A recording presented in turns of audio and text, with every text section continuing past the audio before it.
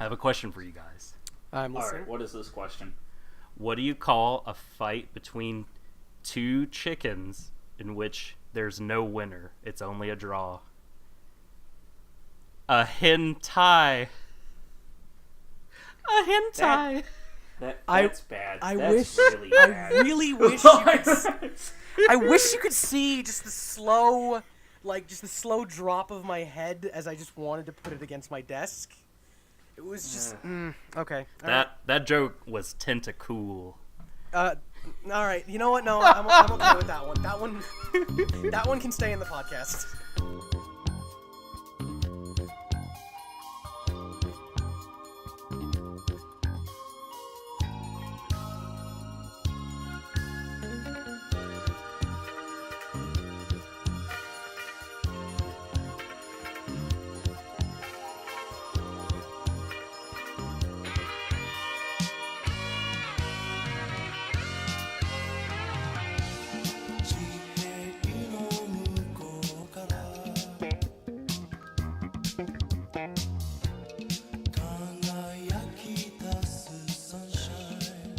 Welcome to the WMC Weekly Podcast, the weekly motion canon. If I could speak correctly tonight, that would be great. But anyway, I am joined this time around by two fellow Wave Motion Canon writers. We've got this week the Subtle Doctor and Suri. Back from the Go ahead dead. and introduce yourself, guys. I'm happy to finally be making my debut on this podcast for the website I work at. Is this Same here. Wait. Oh yeah, it was all Jimmy every time I was on here. Mm-hmm. Huh. I have not been on one yet. That's weird. Okay. Yes, now this week we had a little bit of a change of schedule because of current events that popped up. We had to declare an emergency podcast. Pretty much, and on top of this, I also want to go ahead and put in this little disclaimer that this episode is going to talk about hentai. We are going to be talking about adult things. If these things make you uncomfortable or whatever, anything like that, you might not want to listen to this one. Or if you're under a certain age, maybe, parental advisement or whatever. I just want to put that out there. NSFW pod time. Yes. Alright, so if you haven't guessed by that little disclaimer, what we're going to be talking about this week is a bit of a kerfuffle that's happened within MSNBC. Is that what it is? MSNBC? Vanity Fair, MSNBC, Newsweek. Yes, I know him from Newsweek, yeah. Yeah. This writer, which I'm going to butcher his name. His name's Kurt. You can pronounce his last name if you could for me. I'm pretty sure it's Eichenwald, but I didn't actually check before we did this, and I've only ever seen him in writing, so I'm not 100% sure on that, but I will, with confidence, be saying Eichenwald for the rest of this. Eichenwald. Okay, yeah, so Kurt Eichenwald here was posting a little tweet picture of him talking about this thing, and in one of his browsers happened to be a link towards a hentai series. And it kind of blew up with a lot of the conservative news outlets because this was a guy who was very heavy on the left side. Again, I don't want to get too much into the politics of everything, but this is just kind of how things have turned out with this particular story. Which, can I just say, it is a super unfortunate turn, because, as you say, the photo, people spied the name of a hentai in one of his browser tabs. But the reason he was taking the picture was to prove to someone he was getting anti-Semitic threats. Yeah, and it's, again, a lot of things that kind of blow up on the internet, it did have a good intention, but unfortunately there was a little thing that everyone kind of decided to point towards. And this kind of blew up. Now, what made it worse was that he came out with a series of tweets right afterwards, basically trying to cover his bases by saying that this tab was opened up because he was trying to prove to his wife, both him and his son were trying to prove to his wife that tentacle porn was an actual thing, and they weren't able to find any. Which... That sounds like the biggest What lie. a sentence! What a sentence! Look, I refuse to believe that someone searched for a specific kind of porn and was unable to find it. Yeah, I mean, refuse like, this premise. If you go to ehentai.org, you go onto that front page, there's going to be tentacle porn there, like, right on there. But, like, it's one of those things, like, you can throw a rock and you'll find it. No. Like, it is... So, yeah, that is a... I think it was like the sidebar that popped up was an eHentai link, or at least that's what everyone's been showing. But from what I saw of other things, it doesn't have the artist in the name, so I don't think that it is, because we have done research for this. Wait a minute. Yeah, Okay, well, so all I've seen is a photo with the title of a show, or is it the URL as well? No, because it's just the it's just like the title of the thing, and there is part of the sentence past it. B. Chiku, English uncensored, 212 pictures with 2 pages color. So he was on some site where this popped up, but everyone that I've seen who's like basically demonstrated what it is has gone with the eHentai page, because I guess that's where everybody gets their stuff. Yeah, I mean, that was the link that I provided to you guys when I was kind of pitching this thing. It's the Pornhub of the hentai world, I guess. Pretty much, yes. Yeah, it's cheap, easy to use, everything like that. I like eHentai. You don't need to place... Granted, you have to be very careful with that kind of stuff because they put everything on there. But yeah, the particular one that was pulled up it's a compilation, like hentai manga series, that basically it's just girls with big boobs having sex with normal dudes. Like, it's pretty vanilla. Oh, no. To get into, like, the thing that really bothers me with this story more than anything else is just how quickly people were to shame this guy, especially from a lot of the news outlets, because, I mean, let's face it, like, in terms of anime goes into media news stories and stuff like that, it's never positive. Ever. And, again, this is another scenario where they've decided to go ahead and label this, this particular subgenre and label it as all of anime. Like, one thing that Kurt did in one of his tweets when he was trying to defend himself was that he was saying that I was trying to prove that hentai, and then he put in quotes, I thought it was called manga this entire time. Oh my god. And it's just like, what? Dude, really? Like, again, like, that's that whole entire stereotype of all of anime and manga is just porn. And I mean, but to be clear, like, neither he nor, Glenn Kinney, who, we talked about before on this show, have come out and said that, but these, the New York Times story and now this story are these two kind of stories coming on the heels of one another that both seem to imply a lot of that sort of thing, or at least a lot of the fans are taking that away, that there's this implication that anime is this dirty, impure, pornographic business. Here's the thing, though. With this particular story, the conservative outlets, primarily Fox News, has come out and specifically said that this is porn. Again, like, they took off the kitty boxing gloves with this whole entire thing, and it basically kind of labeled this guy as a pervert. And not only just a pervert, but like the worst of the worst. This is the guy you don't want your kids hanging around with, that kind of person. This podcast is already a lot less fun than I thought it was going to be. we can have some fun with this, because I feel like there's a very serious angle we could take with this story, and then there's kind of hilarious one. I feel like maybe we shouldn't be taking the serious angle.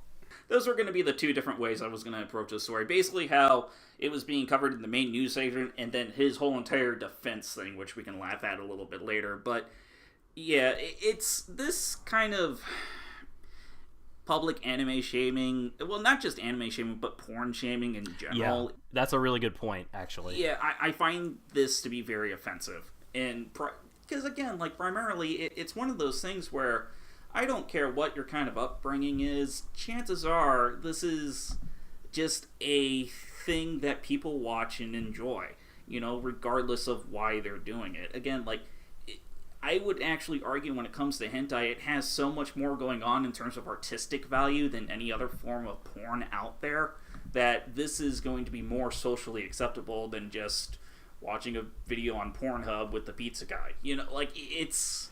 Like, there's so much that goes into a lot of this... the stuff that goes on that people just ignore because of the sake that it's porn. And that really bothers me, especially when you're trying to label a person that you see as an opponent as someone you're not supposed to trust because they are somehow on a lower moral high ground than you are because of what they happen to do. And that bothers me quite a bit. Also, I think from a sort of, if you want to talk about the political or moral angles of just, pornography in general and kind of how people feel about it, like a lot of, progressive, some progressive, I should say, arguments against it, and conservative arguments against it, actually, are centered around kind of the violence and indignity done to the individuals in the films. And with hentai, there are no individuals. It's drawings of fictional characters. You know what I mean? So there aren't anyone. Right. There's no one actually getting hurt. But if we actually wanted to go that route for like why they would argue that this is a thing, like, oh, it has to be done like, oh, it's bad because of the people that are affected by it. But like a lot of the times, like for example, there was a California law that was the specifics of it are a bit fuzzy in my head, but basically there was like a ballot measure of like should actors in porn be forced to wear condoms, and like a bunch of people were like, yeah, no, of course, like what, and like the measure of like, no, of course you should, absolutely, why wouldn't you? And like the actual anybody who did the porn was like, no, okay, look, no, you don't understand though. You don't understand our industry, right? Yeah. No, of just like, hey, we're filming, we have to do a lot of takes. This isn't... No, guys, you don't understand. Why? Why have you done this to us? Yeah. Well, if I remember correctly, that whole entire argument, part of it was one, budget on having to buy all the condoms that they would need to use. Like... And on top of that, just they're regularly tested anyway. Yeah. But also, right. like, and let me be just be clear and say, right, that the argument I was sort of trotting out wasn't necessarily... Like, that's neither here nor there whether you... or whether I agree with it. I don't necessarily, you know what I mean? Like, I'm not saying this is my argument. I'm just saying that I got that. I'm hentai itself, sidesteps those sort of objections. Yeah. If we're going to just talk about, right, CJ started talking about, porn shaming in general. Yeah. And what I was getting at was more the people who try and approach it from a moral angle don't actually engage with it enough to understand the moral angle. That is true. Mm-hmm. Mm-hmm. And to play devil's advocate, as someone who does read quite a bit of hentai, probably far more than I should admit on a podcast, there is a lot of really terrible stuff that is in hentai that does depict some really, like, bad stuff. I'm not going to go into details, but, like, you could make that argument. But that's true. But at the same time, though, I find a lot of the stuff that is incredibly heinous that's in hentai to be a very small percentage of a lot of the stuff that's out there. So, like, that's always been kind of my thing, and it really does kind of boggle my mind how much people are not willing to understand hentai in order to talk about it before they label it.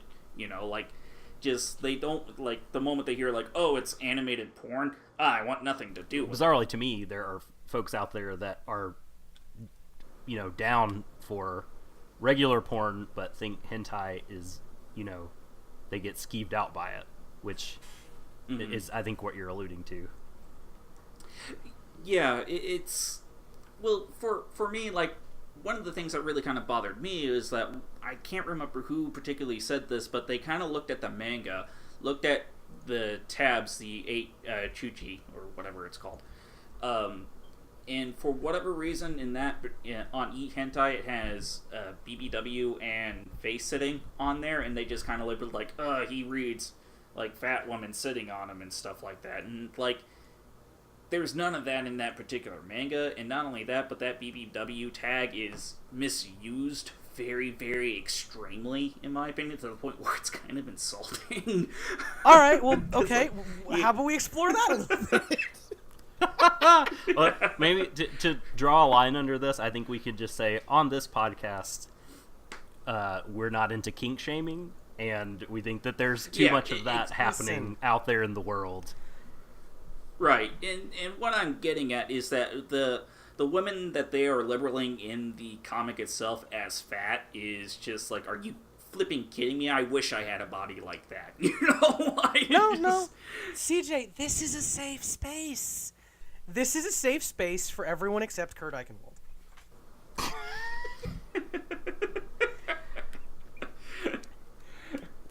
So now, do we want to talk about the reaction now? Or not the reaction, the defense. The defense. Okay. The self-defense. Yeah, let's go ahead and talk about the self-defense. But I mean, Subs, you're a parent. When your kids are old enough, do you think you're going to be watching porn with them at all? Okay, no, that's not that.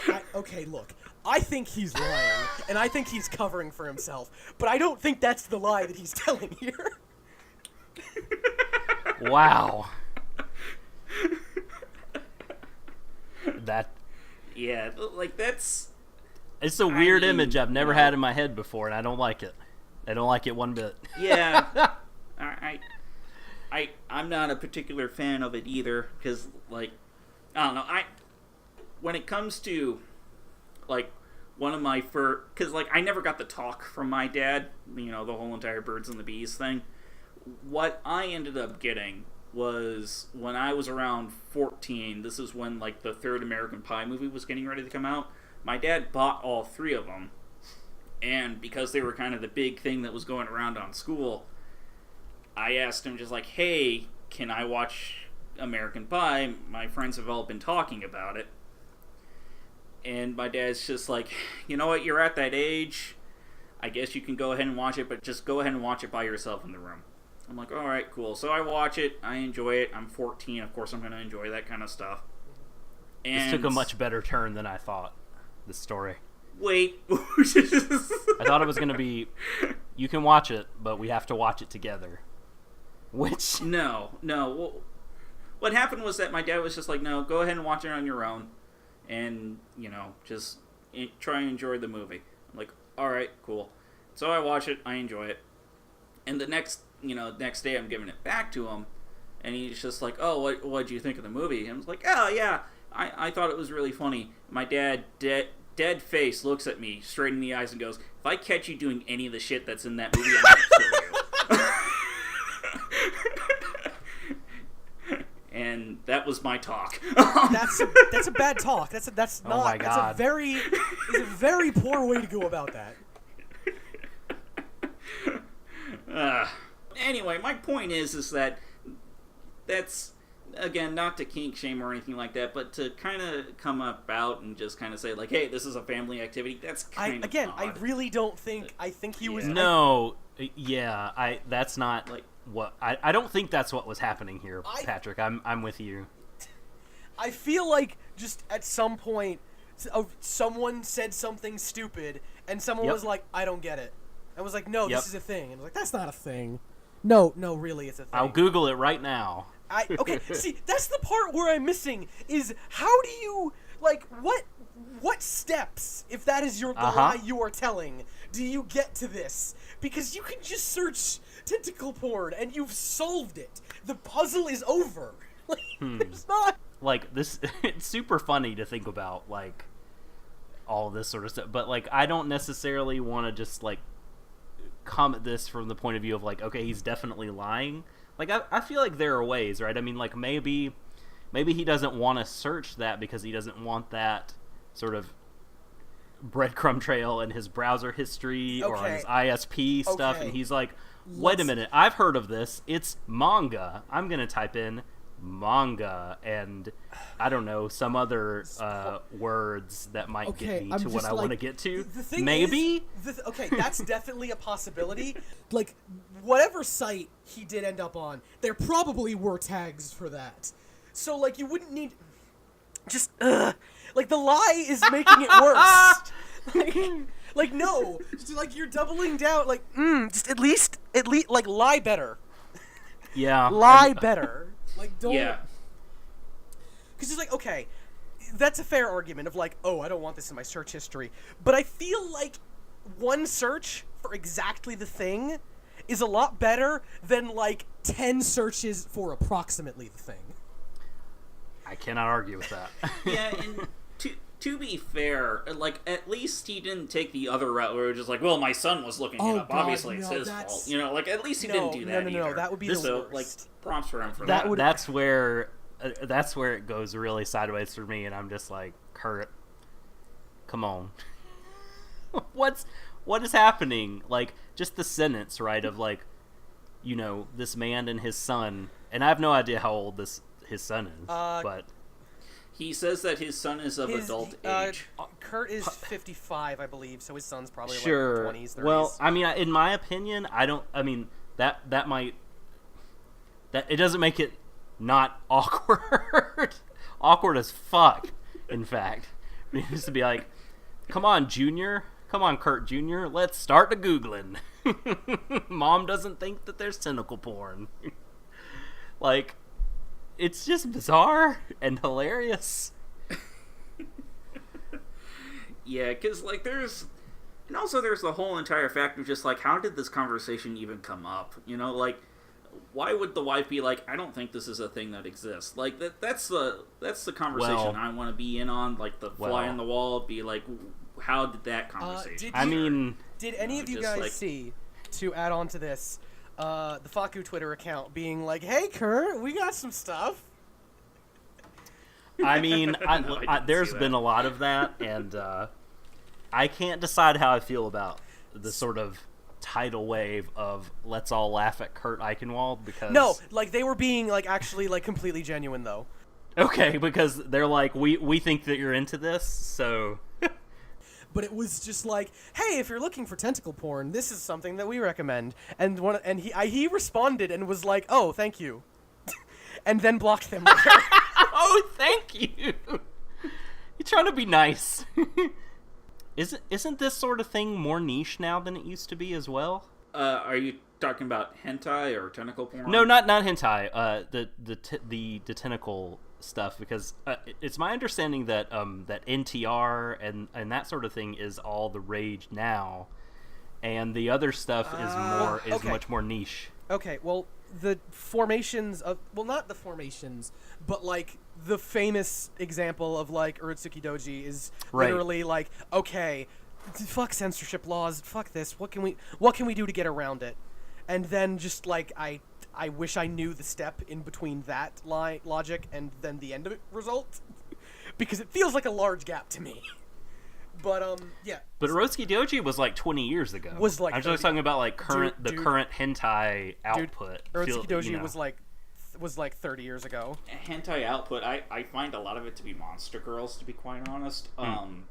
When it comes to kind of the current trends of everything else, I find that it's again monster girls, which can include tentacles. So it's one of those things I don't think has ever really gone away. It's popped up far less than normal. I feel like I have no grasp of what is popular among any of that, because everyone will look for what they want and everyone can find what they want. That is true. You're right about that. Yeah. The only reason I'm saying what I do is because I saw and I wish I could, a fellow that works at Crunchyroll by the name of Humberto was tweeting about it. He was basically saying essentially what I just said, that the tentacle stuff is not a large part of the industry now, that it is a sort of niche within a niche, and that the NTR business is much more like mainstream. Yeah, and it's the not as popular as it used to be. But this is just one person's word, so, you know, who can say? Yeah, it's one of those things where it's just like, I don't come across it as much as I used to, like 10 years ago or something like that, but I still come across it because, like, again, like, ehentai.org is my usual stomping grounds for that kind of stuff, and I'm always kind of checking out the front page to Get see Peter what's from new. J-List on the line. And, he would actually be very interesting to interview. a lot of the trends that I tend to see are just whatever's the new show that a lot of people are talking about. Like, I'm pretty sure a few months from now we're going to get a lot more My Hero Academia stuff. Oh, so Dojins. Just, yeah. Well, I mean, yeah. Dojin, but that's one of those things where I think those are always going to be popular regardless of what's happening, and, you know, Dojins can go anywhere in any direction. You can either get like really vanilla Dojin, or you can get really extreme stuff. But again, like it's, I don't know. People tend to cater to certain markets, and it's kind of getting to this point where I tend to follow certain artists and whatnot. But it's, I don't know. Like it's one of those things where it's kind of, it's always kind of seemed the same to me. Like I've never really noticed any particular huge trend. So yeah, this whole entire story was just odd. Like I was looking at it more from a serious perspective, and I really do hate a lot of the kink shaming that's going on. That people have kind of decided to take this as kind of an easy target to label this guy, and I think that's terrible and awful. But at the same time, this guy's excuse was pretty is a safe space. laughable. This is a safe space for everyone except Kurt. Yes. Oh, okay, wait. Okay, no, I definitely goofed on something on this. But, okay, there is a tweet from Faku that just says, Dear Kurt Eichenwald, if you have questions about tentacle hentai, ask us. We like Urotsuki Doji. And then it says, it links to, a Kickstarter for some, Urotsuki Doji Legend of the Overfiend something. I don't know what Now on Blu-ray. I think it's a reprint of the manga. It should be delivered this year, according to this. But also Kickstarters. Anyway, so I did see him reply to it, but it is in fact a parody account that was set up after this that says Kurt Eichenwald. Oh no! So I didn't. So I That's gold. I definitely got goofed on this. Oh man, it fooled you. That's amazing. I just saw his picture and yeah, EC. And then here's some letters that look like so funny. It feels like there's been two big reactions to this, and I think we all are in agreement that the reaction from the conservative folks to kink shame and slander this guy, you know, is pretty shameful and is not what we're into. We don't agree with that. And then there's the other sort of side, the anime people in the know that I feel like are piling on a little bit in their sort of attempts to make jokes at Kurt's expense. And some of them are very funny jokes. But I feel like in a roundabout sort of way, they're also doing the same thing that the right-wing people do. Like, look at this asshole, and look at what he likes. You know what I mean? And I'm not into that either. Let us find joy in this increasingly burning hellscape. Yeah, because that's another section where it kind of feels like this gets into more of the elitism side of anime. That's been a kind of a problem during the last few years, and now this is just kind of like hentai elitism, just like, oh, go to a scrub if you don't watch male prego or anything like that. That's like, where you just, okay. Again, all right, my dude. Again, I got it. You know, I am the elite of the elite. You either step up to what I like or you just fuck off. You know. That was a joke. Look, man, if they're not getting fucked by cosmic horror, I don't want to read it. The best thing to come out of this entire story are, like, the last two tweets where he just, you know, basically says, what difference does all this make? Like, it's like, I didn't do it. Cartoon porn isn't for me, but, like, even if it was, it's not a big deal. I love that. I adore that. Because it's just like, I didn't do this. I was doing this. But even if I was doing that, what's wrong? Like, there is a small part of me that does kind of wish he would just say, yeah, I was reading hentai, what of it? You know, like, I don't know, because that's always been kind of my attitude towards it. But it's, I don't know. There's a great typo in the last one where he says, I don't see the appeal of cartoon porn, and I'm just like, why do you want to bring Record of Lodoss War into this? Don't drag it down into your scandal. Yeah, you do have to, if you are reading this, well, not reading this, if you are looking for the tweets on this, none of them have been deleted. They're all still there. But you do have to scroll a ways back in his Twitter feed, because there is a lot of him complaining to Airbnb and also complaining about people who say the word cuck. Because this is his Twitter feed, I guess. You know what? In fairness, this is like He's a lefty. It's a lot of people's Twitter feed. Like, who cares? Yeah. He's a lefty. Everything is burning down. Who cares?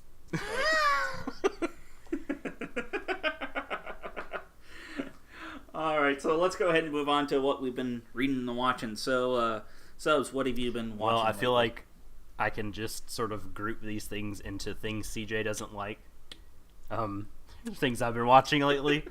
Mamoru Hosoda movies and Dragon Ball Super. I was trying to get a joke in Gotcha. there, but I literally couldn't think of just like, yeah, watching all that straight Shoda, yeah? So, it's like, that's the only one that came to mind, and I feel like I'm not spinning that out without like preface. Now, I don't see the appeal of straight Shoda, but what of it? It's $1 million industry. No. Do not say things that can be used against you in court. That you're accurate. You're true about that. That was entirely a joke. I've been watching. And also, I need to find a clip for this episode to start Jesus. the episode off. Oh, with. So Jesus. I'm just putting that out there as well. use my hentai joke from the beginning. No, that'll be like a post credits. That'll be like you asking us to join your fucking pun Avengers. Right. I've watched the whole bunch of Dragon Ball Super, just because I was having a conversation about it on Memorial Day with my friend, and because we're both fans of Z, watched it when we were much younger, and I was like, well, I've started watching Super kind of here and there, and watched the first like half dozen episodes, and it's pretty cool. And the more I talked about it, the more I wanted to watch it. And since Memorial Day, I've watched about 40 episodes of this show, and I can't get enough of it. I love it to pieces, and it is just everything that I remember loving about Z, but also looking prettier and also done really, really well. Yeah, I love the shit out of it. I'm having a good time with that. And I watched The Girl Who Leapt Through Time, and it was great. I haven't watched that in quite a few years, probably since like 2010. And I really, really liked it back then, and I still really, really like it. Well, to clarify, I don't hate Super. I just see it as more of the same. And so I kind of have a hard time seeing why it's special because of that. Like, that's just kind of my viewpoint of it. Like, yeah, it's Dragon Ball again, which is cool. You know, if you like Dragon Ball, you're going to love it. But I've never really been all that excited about Dragon Ball Z or just Dragon Ball in general. In some ways that's like, accurate. That's just kind of, yeah. And then in some ways I think that, like, they, at least to the point I've watched so far, it feels like the people making it understand some of the hang-ups that Z had and issues people had with it. Mm-hmm. And the arcs are shorter. You know, the battles themselves are not, so far, have not been protracted. I feel like, especially in the arc that I am in now, the black arc with future Trunks, spoilers, they understand much better how to like create a sense of atmosphere and foreboding that I feel like I don't ever remember having too much of with Z. So I feel like they've gotten better, but you're right to an extent that, you know, at its core it is what it is, and that is what it is. So if you liked, you know, the original, and if you liked by the original, like the original, not the cut up dub, where I feel like it's presented as much more of a straightforward action show with the shenanigans and hijinks kind of scrubbed out. If you like that stuff as well, then Super is great. Gotcha. Yeah, I'll probably get caught up eventually, but again, like I've just got so much on my plate right now that it's not a priority for me. And you don't like Mamoru Hosoda, yeah, bad man. Yeah, I don't. Like, if I talk about it, it'll turn into a whole Sure. separate podcast. So, like, in Girl Who Leapt Through Time is another one that I have major issues with. Just real quick, I don't understand why it's anime. Like, there's a live action version of the movie, and I think the live action version's better than the anime, just because, like, it's better acted, in my opinion. Man. Like, Jeez. Yeah. But anyway, it just. Yeah, I know. Bad takes. I don't like. Oh, it's I don't okay. like No. everyone's I favorite mean, director, sue me. Look, I can't argue with you because I haven't seen that version, and you've seen both versions. Yeah. But I do think that's actually the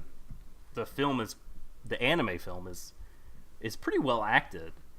I feel like that there's some really great naturalistic voice acting, and also some really, fun, like, over the top kind of voice acting in segments. I don't know. I thought maybe you were talking about the character acting as they were drawn.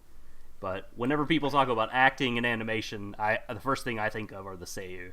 Yeah, it's a little column A, a little column B. Like, it's just, I don't know. A lot of the visuals that are in that movie, from what I remember, again, like what you said, it's been about, like, 2010 since I last saw it. Like, none of it really stood out to me as particularly impressive animation. And it was one of those things where watching it, I'm just like, I don't understand why this is animated. You can depict the same things on screen with live actors. Like, it just... There are some moments when she leaps, and it kind of shows the interdimensional stuff. If what you're saying is, like, there's nothing fantastical that they could shoot at all with a camera and real people. Like, there's some stuff, but by and large, you're right. Well, but at the same time, like, I really, really like shows like that appeal to me a lot, that, like, are very grounded and could be live action, but they're animated. Well, yeah, because, like, like last week we talked about A Silent Voice, and that movie is gorgeous and beautiful, and I completely see why that thing is animated. Like, the stuff that they frame things and how things move, like, it's all very impressive. But with A Girl Who Leapt Through Time, I don't see what made it special. Like, yeah. But again, personal hang up. It is what it is. It's my loss. I'm sorry for everyone who likes those movies. I accept your apology. Yeah. But I will not subscribe to your newsletter. It's a good newsletter, though. But anyway, Siri, what have you been I am incredibly behind on most of this season, as I just wasn't watching everything as it started coming out. Over the last week, though, I caught up on Hero Academia, and this feels like partially the material that they're adapting, but also just, like, some kind of intent, like, if I sat down and thought about it a lot harder than I have, I could probably nail it down. But the pacing, even though it is pretty much like, so far it looks like it's going to cover about the same amount of volumes of the manga and about the same amount of episodes. So, like, objectively the pacing is about the same, but the way that they're structuring it just feels a lot more energetic. Everything about the second season feels real good. Also, I really like Todoroki's my favorite. He's good. I watched a bit of Sakura Quest, which I like, although it feels a lot more aimless than Shirobako from what I've seen out of it. Because rather than examining, like, a specific industry, it's kind of just like, we're going to help this town! What can we do to help this town? And then just, like, picking a new thing to try and help the town with per episode, and, like, doing a short little thing on whatever they have to pick. Like, there's one episode where they go like fairly heavy in on, like, the woodworking industry of, like, traditional, like, wood carving that is present in this, like, historical Japanese town. And then, like, the next episode, or I forget if that was 2 episodes or not, it's just like, okay, now we're gonna do something else. But, like, I enjoy it. It just feels a lot less guided and a lot more, like, aimless than Shirobako did. What? Yeah, because the guiding thing, right, is less focused. Yeah. Also, where they're trying to educate people about anime, like this, I feel like is a sort of, like, move to bring young people back to rural Japan. Yeah. And rural Japan is a very broad topic. And it's also like it's a made up town that they're doing. Like, they're not trying to get, Like there is no like tourism board that's funding Sakura Quest as far as I know. The only thing that I find that's a little bit weird is that like I saw this back when the show first aired, first had key art shown off, and I still kind of think it is that the main girl kind of just looks like Miyamori but with pink hair, but she's the only one. None of the other cast are just Shirobako characters. Everyone else is like, I would have to struggle to say which character they look like in a lot of instances. Like, none of them are as one-for-one as this protagonist girl is. She's just Miyamori, but with pink hair. And her personality also isn't that much different, except she's not as smart. Like, she's not dumb, she's just not as smart. The one show that I have basically nothing bad to say about is Recreators. I really, really hope this stays good, because I am terrified every second of every episode that it is going to drop the ball. I'm just sitting in fear. Like episode 9, I was sitting through the whole time, and I was like, okay, so I don't want to go into details, because I really, really, really would strongly recommend anybody who is even slightly interested in that concept of just like anyone who looks at the concept is like, okay, maybe, yeah, no, please give it a shot. It's a really good show. But like okay, episode 8 and 9 was a thing that I very pointedly, specifically, absolutely did not want them to do. And then they managed to do it in such a way where I'm like, okay, please continue, show. I'm sorry. Wow. I shouldn't have... please continue. But also... okay, so there's this one thing that happens a lot in Japanese media that I've noticed. And it happens, like... I feel like Kamen Rider is the one where I can, like, point to some, like, real egregious examples. There's some Fi stuff that is the worst. But it's basically just, like... These two people have no reason to be so mad at each other that they couldn't talk it out. And talking it out would solve the problem. And they just don't. And they just, for whatever reason, like, they're in a room, and they're standing, and nothing is happening, and they voluntarily just do not. And Recreators has a version of this, where a character is on the outside, and says, oh, I see, this is a misunderstanding. I could solve this, but I won't, because fuck you. Like, the character's motivation is, this is a problem. I like problems. Like, instead of just, like, the baffling, meaningless, why aren't you just talking, they pointedly and specifically exacerbate the situation because they want to. Like, rather than just, like... Because in a lot of these instances, it's two characters who have no reason to not be talking to each other in some context. Or, like, there should be at least enough conversation to sort it out. And this one instance that I adore is just... Recreators is a really good show, guys. I'm really terrified. I'm really genuinely terrified that it's just gonna fall on its face. Because every episode ends, and I'm like, I'm scared. You're gonna mess up. You're gonna do something. You can't finish this and be this good. And I'm like, there's a lot of, like, that, because that's the thing, is, like, I feel like this is a house of cards, and any moment, if something is put in the wrong place, or just the wind blows... Then Kevin Spacey will show up. Kevin Spacey will show up, and it won't be the good one, it'll be the one from that Call of Duty game. And just... But, like... I feel like Power anything suits. in the wrong place would just collapse this show and bring it to, like, a Code Geass, like, R2 level of just disaster happening in front of me. Jesus Christ. But it doesn't, but, like, because I feel like it's just, like, any piece in the wrong place, I feel, would collapse this show. And so far, every piece has been in exactly the right spot. And I'm real, like, that, because it feels delicate. It feels like they could fuck up at any moment. And that's not an exciting part of the show. That's just, I've seen other shows that are doing the things that they're doing that have done them badly. Like, I'm not criticizing, like, the way the show is actually constructed. It literally is just, I've seen the things that you're doing, and I've seen so many people mess them up so many times. And I don't have enough trust to, like, just believe. Because I've been hurt. I've been hurt before. So, who hurt you, Patrick? Many things. Many, many things. Code Geass R2 is maybe a notable example, but that's also... Oh, that is... Yes, you did bring that up. I want to rewatch Code Geass at some point. Oh, boy. Because I don't believe that the first season is as good as I remember it being. I'm pretty sure that my 17-year-old brain glazed over a lot of stuff that was bad, but it felt like... Because there's a couple things that I remember that are goofy and weird. And I feel like maybe some of those things would stand out a bit more. Probably. I mean, that first season was for you at 17. Exactly, yeah. And then... But it's still fun. Yeah. Yeah. Yeah, I enjoyed Code Geass, but at the same time, I don't take it as seriously as everybody else does. No. I just generally kind of enjoyed the characters. Serious business, CJ. I couldn't take it seriously after R2. Yeah, it's...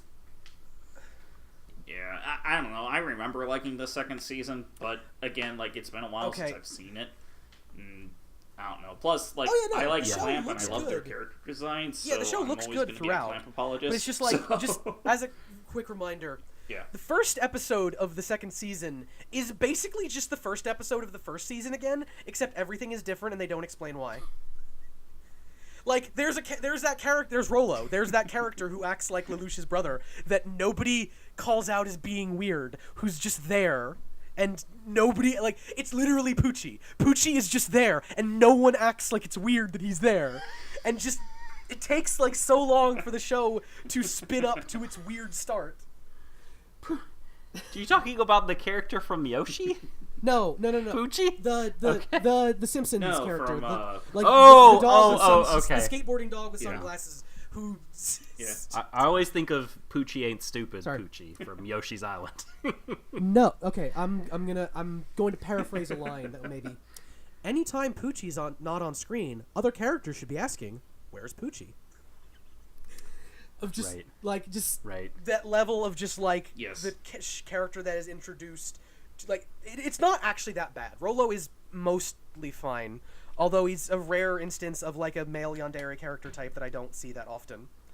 But everything structurally about R2 is iffy, and then the content is bad. Can I say something about the first thing you brought up? Go for it. Yeah, I talk way too much, and so I know. No, it's great. Yeah. I'm enjoying it. Yeah. Yeah, I just really quick wanted to say something that I thought was interesting about it because I'm not caught up. I kind of lost steam fairly early on in season 1. And it ended and everyone's reaction to it ending was that was all right. And so I was well, I guess I was okay to drop it. It was just, a trifle or whatever. But I have been very surprised, and, Twitter's a bubble. We all have our own bubbles, and I could be really wrong about this, but I've been extremely surprised at, as the season's gone on, there's been this groundswell of support for MHA Season 2. People are acting like it's the anime of the year. It's... Yeah. Not just Jimmy, but, there are people that are, and I was I thought you all would be talking about Titan in this way, and probably regular people are. But Twitter, there's just such a strong support, and I feel like it gets stronger every week.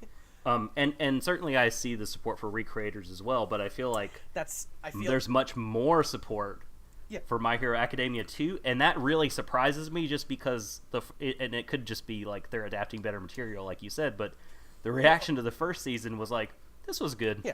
So it's not just because... The ending of season 1 in the manga, I really liked. That chunk where it was, the student training program where the villains, stage an attack. I thought it was, really strong in the manga. The entirety of season 1 feels very decompressed in a way, and just it doesn't have, an energy that carries you from episode to episode. There's something, directorially not bad, but just off that doesn't give it, energy or momentum. Whereas season 2 is a powerhouse. It's both adapting more character cuz the thing about season 1 partially is that a good chunk of that season is Deku and Bakugo, and a lot of people I know don't care about either of those characters at all. That's my biggest problem with that show is that I do not like the main characters at all. I like Deku. He's fine. He's fine though. Like, yeah, well, here's kind of the thing, though. Like, I'm with subs on this one. Like, there's been so much for support for this show that I am now generally starting to get curious and starting to wonder if I missed something my first time watching season 1. And especially after Jimmy talking to me about it on this show, and Grant talking to me about it on this show, and now everyone else is talking to me about this show. So it's just like, damn it, now I gotta watch this show because everyone else is watching it. Yeah, And I think I'm gonna go back and finish season 1. I actually, on a whim, picked up the disc of it, so Okay. I'm gonna check it out. I think. Yeah, because my plan right now is that I'm gonna wait for season 2 to end because I don't want to make the same mistake I was when season 1 came out, where I was watching it week to week. I'm gonna wait for season 2 to end. That way, I can marathon season 1 and season 2 within a weekend. So the one thing that's bad about marathoning it, as you're going through, is that it I feel like they're kind of trying to future-proof themselves in terms of like how much they're adapting, because the first season only adapts like 2 volumes of the manga, like 2.5 maybe. So like if you don't really, if you're not feeling the first season, you could just like grab the manga and like go through it fairly quickly. But like the watching every episode back to back, which is what I did for the first 9 for season 2, because I wasn't keeping up with it. It's not as bad as watching One Piece, but it does that thing where like the first like 3 minutes of the episode are like the last episode. So like watching it back to back to back to back is a little bit annoying. Because it's I mean, it kind of sounds like watching older anime. Yeah, it's not bad. It's and also like the stuff that they're going through. Because the thing, I feel like what is probably the bit that's getting it is that the season 1 was introducing Deku, who again I think is fine. I like him, but he is not. He is like an emotional core of the series to an extent. A very emotional core. Yes, that's a good. Thank you for making the joke that I was trying to do but couldn't because I was saying the line that needed responding to. But like he's not like super interesting or varied. He is like very much a shonen protagonist and does his job fairly well and is like okay, he's fine. But like the first season is rapid fire introducing characters and not really exploring any of them besides Deku and Bakugo and a little bit into All Might. Like it's not. There's not really a reason. Like if you're reading the manga and going through volumes, it feels like it's just going like that, and it's just like a really energetic like panel to panel, and you can go through it fairly quickly. And also, if you're just reading volumes, like by the time you're in volume 3, you're already in season 2 material. So like it's not holding you back, but watching it because it feels as decompressed as it is, it's like good action and it's good like superhero stuff happening, but you don't have a reason to really care about any of the characters yet, and because it feels decompressed, it's not going fast enough to keep you moving on energy. I think that is my recollection and how I'm kind of like retroactively applying this viewpoint to it, but I'm not. That's what it feels like to me, and if I go back and watch it again and I'm wrong. But season 2 is very much going harder in on the other cast, because you know about Deku already, and you know about Bakugo. You don't, like, not who cares, but like you don't need to know more. You can know a bit more because they're the character, like they're characters that are carrying through this. But honestly, the less the show is about Bakugo, the better. Like there was an arc in the manga where he gets kidnapped, and like that's the best because he's basically not in it because he's not on screen. There are parts of it where he is on screen, where his little bit of time is good. That's in the manga specifically. That would probably be like season 3 or 4 stuff if I'm doing math in my head right. Actually, I think season 2 is going to be 24 episodes, so I have no idea. Ooh. But like, I don't care about Bakugo at all, really. Like he's fine. He wants to be. I think it was maybe like Bobda on Twitter said it is like he really wants to be in like Akame ga Kill instead of the show he's in. Like he wants to be in like the not grimdark, but like the serious show where people die and you have to kill to survive. Like that's where he wants to be, but he's in like a lighthearted superhero shonen. But like basically every member of the cat, like Deku and Bakugo, Deku is fine. Bakugo is every member of the cast I feel is way stronger, and they all get a decent amount of like screen time and panel time. So I feel like season 2 is roping people in with the surrounding cast, because Deku, while he's an emotional center, he's not like he's like the bread on a sandwich in which you can have really good bread on a sandwich, but generally speaking, a lot of people don't think about the bread on the sandwich. They think about what's in the sandwich. And he's kind of like just kind of like white bread, but like maybe like a little bit more like, oh, this bread's on sale and it's usually a lot more expensive. Let me get this. Like just he's fine. He's fine. Not a lot of bread by itself. Yeah, maybe not great. Exactly. You need other stuff in there to make the bread like worthwhile. Season one consuming. Season 1 is building the sandwich, and you're eating the bread because you're impatient. Gotcha. And Season 2 is eating the sandwich. When I did pick up the My Hero Academia disc the other day, so this is in my local Walmart. Like I was browsing the video section, was like, I'm gonna see like check for anime, see what the Nashville Walmart has anime wise, right? And since Ghost in the Shell movie came out, they've increased the volume of that stuff in their store, and so they have the big hits like Ghost in the Shell, Naruto, Dragon Ball, Sailor Moon. They have like One Punch Man, My Hero Academia, like modern stuff that makes sense for them to have. Attack on Titan, Gangsta. Wait a minute, is that Gangsta? Why the fuck is Gangsta in here? Who? Why? I actually find that that Walmart's been doing pretty well in terms of picking up shows. And well, I mean, it's pretty much whatever Funimation picks up, because it kind of seems like whenever Funimation picks up a series, guaranteed it's going to show up at Walmart at one point. Who's I don't. That's not a mass market title, is it? Not really. Also, from a dead studio. The manga did just start up again because the creator, she was in the hospital for some amount of time from, I forget. I think it was leukemia. I'm not sure. But like she was like out and like down and out like for a while, and it just started up again.